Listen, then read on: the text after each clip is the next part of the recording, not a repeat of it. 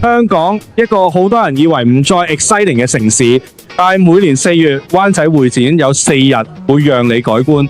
今年呢，我帶住個 camera 入去 Inno EX2026，原本打算係普通咁拍下紀錄，點知一入去停唔到手，場地好大，人好多，係嗰種大家都好興奮嘅噪音。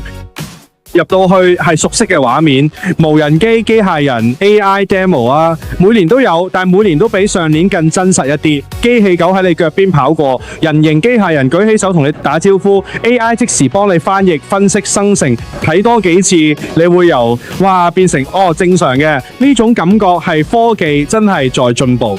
但係今年有一樣嘢令我印象特別深，係一塊白板，唔係普通白板，係 AI 智能白板。你可以直接手寫，去即時整理、開會、教學、頭腦風暴，全部係 real time，係自然語言，唔使學任何操作。我企喺佢前面，腦裏突然諗起幾多個開會嘅場景。如果當時有呢樣嘢就好，展場裏邊唔係得業界人士，有好多學生咧係帶住自己嘅作品咧嚟展覽嘅。Student Interview Insert， 聽完佢哋講，我有少少慚愧，又有少少振奮。原來呢一代唔係淨係識打機同刷短片，離開展場係夜晚，腦裏仲係充斥住啲畫面、機器人、飛行器，一塊會思考嘅白板。Inno EX 唔係叫你相信未來，係直接將未來擺喺你面前。你唔需要想像，因為你已經見到下一年。如果你問我值唔值得去帶個 camera 入去，自己感受一下吧。